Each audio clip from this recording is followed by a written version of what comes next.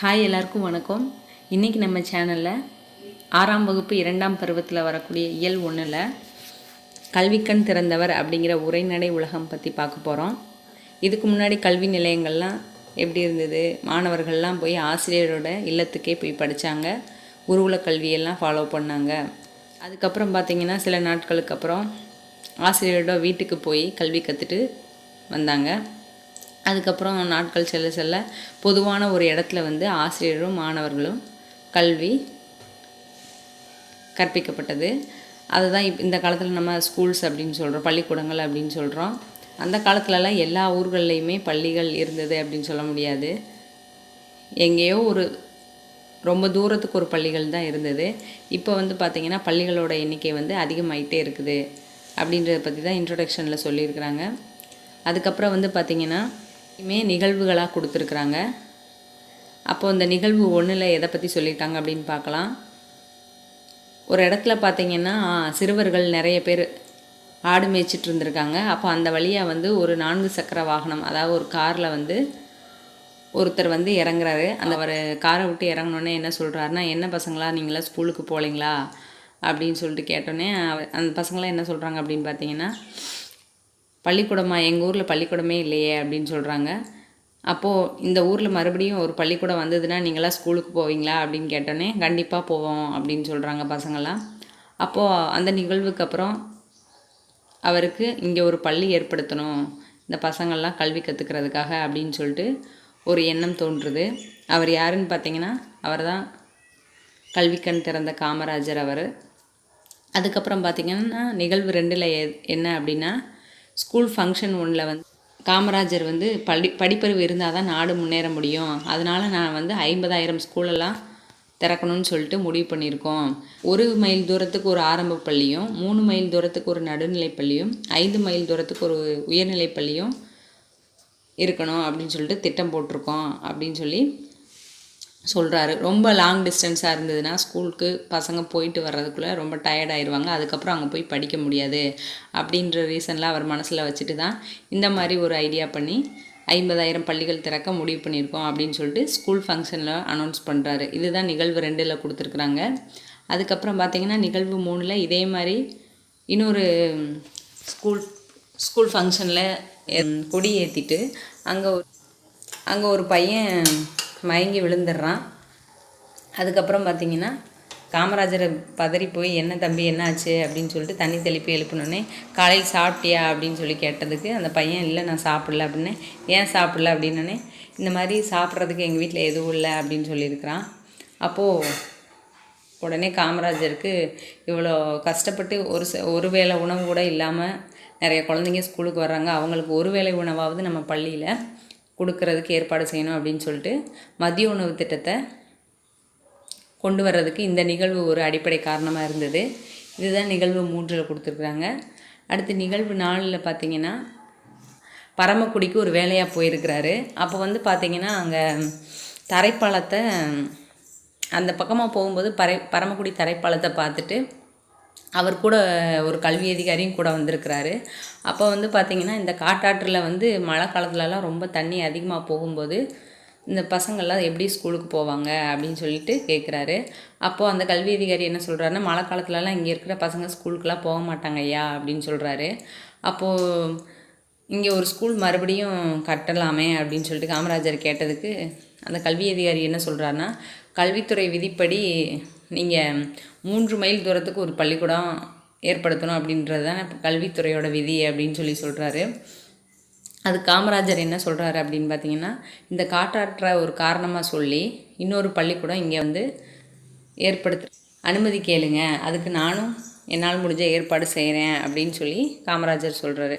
இந்த மாதிரி பார்த்திங்கன்னா அங்கே இருக்கிற குழந்தைங்களும் படிக்காமல் கல்வி அறிவு பெறாமல் சஃபர் ஆகக்கூடாது அப்படின்ற ஒரு விஷயத்தில் ரொம்ப கான்ஃபிடெண்ட்டாக இருந்தார் காமராஜர். இதுதான் நிகழ்வு 4ல் கொடுத்துருக்குறாங்க. அதுக்கப்புறம் பார்த்திங்கன்னா கல்வித்துறையில் நிறைய விதிகளை மாணவர்களோட நலனுக்காக மாற்றி நிறைய, அவருடைய ஒரே எண்ணம் என்னன்னா, எல்லாருமே கல்வி பெறணும், கல்வி அறிவு பெற்று ரொம்ப சிறப்பாக இருக்கணும் அப்படின்றது தான். அதுக்காக அவர் எந்த ஒரு முயற்சி எடுக்கிறதுக்கு தயங்கவே இல்லை. அதுக்கப்புறம் பார்த்திங்கன்னா அதனால தான் நம்ம கல்விக்கண் திறந்தவர் அப்படின்னு சொல்லிட்டு காமராஜரை சொல்கிறோம். முதலாக கல்விக்கண் திறந்தவர் காமராஜர் அப்படின்னு சொல்லிட்டு மனதார பாராட்டியது யார் அப்படின்னு பார்த்திங்கன்னா தந்தை பெரியார் தான். அதுக்கப்புறம் இப்படி கூட எக்ஸாமில் கேட்கலாம், கல்விக்கண் திறந்தவர் என்று தந்தை பெரியாரால் மனதார பாராட்டப்பட்டவர் யார் அப்படின்னு கேட்டால் காமராஜர் அப்படின்றது. அப்புறம் காமராஜரை கல்விக்கண் திறந்தவர் என்று மனதார பாராட்டியவர் யார் அப்படின்னு கேட்டால் தந்தை பெரியார். எப்படி கொஷின் கேட்டாலும் நம்ம ஆன்சர் பண்ணுறதுக்கு ரெடியாக இருக்கணும். அதுக்கப்புறம் பாருங்கள், இந்த தெரிந்து கொள்வோம்னு சொல்லிட்டு பாக்ஸில் காமராஜரோட சிறப்பு பெயர்கள் தான் கொடுத்துருக்குறாங்க.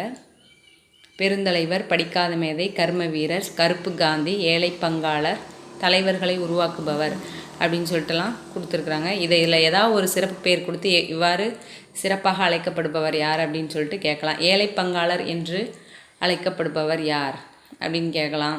படிக்காத மேதை என அழைக்கப்படுபவர் யார், கர்ம வீரர் என அழைக்கப்படுபவர் யார் அப்படின்னு சொல்லிட்டு எந்த மாதிரி கொடுத்தாலும் நம்மளுக்கு தெரியணும். அதுக்கப்புறம் இது காமராஜருடைய கல்வி பணிகள் பற்றி கொடுத்துருக்குறாங்க.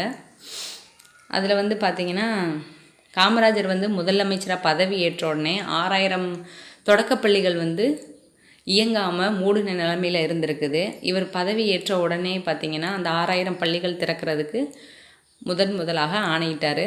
அதுக்கப்புறம் பார்த்திங்கன்னா இலவச கட்டாய கல்வி திட்டத்தை வந்து தீவிரமாக நடைமுறைப்படுத்தினார். இவருடைய ஒரே எண்ணம் பார்த்திங்கன்னா குழந்தைங்களாம் கண்டிப்பாக கல்வி பெறணும் அப்படின்றது தான்.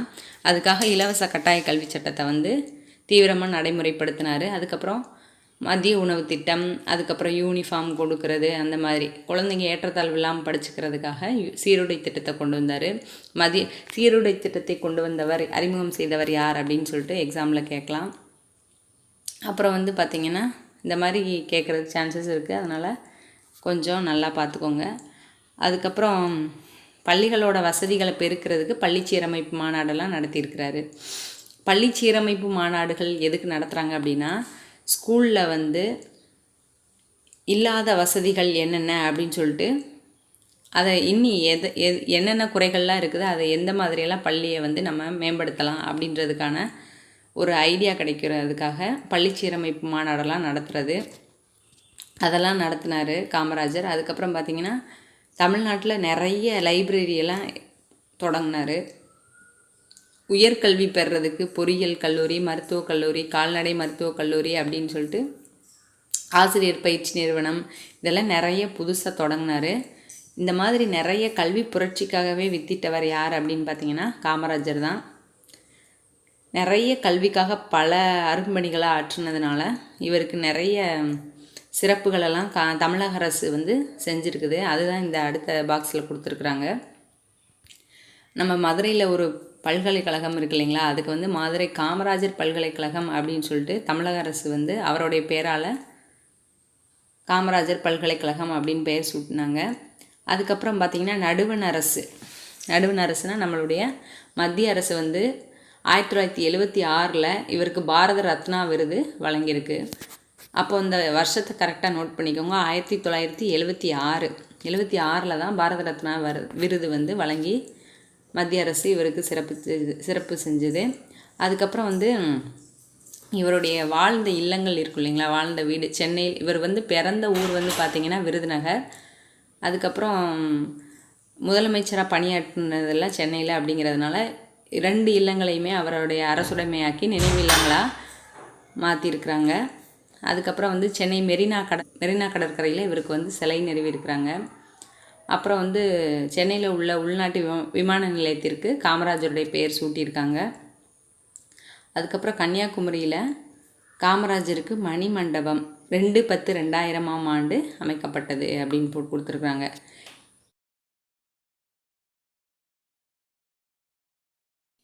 அவ்வளோதான் இந்த தெரிந்து கொள்வோம் பகுதியில் கொடுத்துருக்குறாங்க. அதுக்கப்புறம் புக் பேக் எக்ஸசைஸ் பார்க்கலாம். சரியான விடையை தேர்ந்தெடுத்து எழுதுக. பள்ளிக்கூடம் செல்லாததற்கு ஆடு மேய்க்கும் சிறுவர்கள் கூறிய காரணம் அப்படின்னா, அந்த பசங்க என்ன காரணம் சொன்னாங்கன்னா, ஊரில் பள்ளிக்கூடம் இல்லை அப்படின்னு சொன்னாங்க. ஆப்ஷன் ஆ. பசியின்றி என்ற சொல்லை பிரித்து எழுத கிடைப்பது பசி ப்ளஸ் இன்றி. ஆப்ஷன் ஆ. படிப்பறிவு என்னும் சொல்லை பிரித்தெழுத கிடைப்பது படிப்பு ப்ளஸ் அறிவு. ஆப்ஷன் ஆ. காடு ப்ளஸ் ஆறு சேர்த்தெழுத கிடைப்பது காட்டாறு. ஆப்ஷன் ஆ. அவ்வளோதான். அடுத்து கோடிட்ட இடங்களை நிரப்புக. குழந்தைகள் பள்ளியில் ஏற்றத்தாழ்வின்றி படிக்க டேஸ் அறிமுகப்படுத்தினார்னா, ஏற்றத்தாழ்வின்றி படிக்க அவர் எதை அறிமுகப்படுத்தினார்னா சீருடையை அறிமுகப்படுத்தினார். காமராஜரை கல்விக்கண் திறந்தவர் என்று மனதார பாராட்டியவர் யார் அப்படின்னு பார்த்தீங்கன்னா தந்தை பெரியார். அவ்வளோதான். கல்விக்கண் திறந்தவர் அப்படிங்கிற லெசனில் வரக்கூடிய புக் பேக் எக்ஸசைஸ். இது இல்லாமல் வேறு எந்த மாதிரி கேட்கலாம் அப்படின்னு பார்த்தீங்கன்னா, அவருக்கு பாரத ரத்னா விருது வழங்கப்பட்ட ஆண்டு, காமராஜருக்கு பாரத ரத்னா விருது வழங்கப்பட்ட ஆண்டு, அந்த மாதிரி கேட்கலாம். அது வந்து பார்த்திங்கன்னா 1976. அதுக்கப்புறம் அவருக்கு மணிமண்டபம் எந்த பகுதியில் எந்த ஊரில் ஏற்படுத்தினாங்க அப்படின்னு கேட்டால் கன்னியாகுமரியில். அது 2/10/2000 அந்த வருஷத்தில் தான் கன்னியாகுமரியில் காமராஜருக்கு மணிமண்டபம் ஏற்படுத்தினது. அதுக்கப்புறம் பார்த்திங்கன்னா இந்த சிறப்பு பெயர்கள் கொடுத்து கேட்கலாம். இந்த மாதிரிலாம் எக்ஸாமில் கேட்கலாம். அவ்வளோதாங்க இந்த கல்விக்கண் திறந்தவர் அப்படிங்கிற லெசனில் வரக்கூடிய முக்கியமான இது. இந்த லெசன் உங்களுக்கு புரிஞ்சிருக்குன்னு நினைக்கிறேன். இந்த வீடியோ உங்களுக்கு பிடிச்சிருந்ததுன்னா ஒரு லைக் பண்ணுங்கள், ஷேர் பண்ணுங்கள், மறக்காமல் சப்ஸ்கிரைப் பண்ணுங்கள்.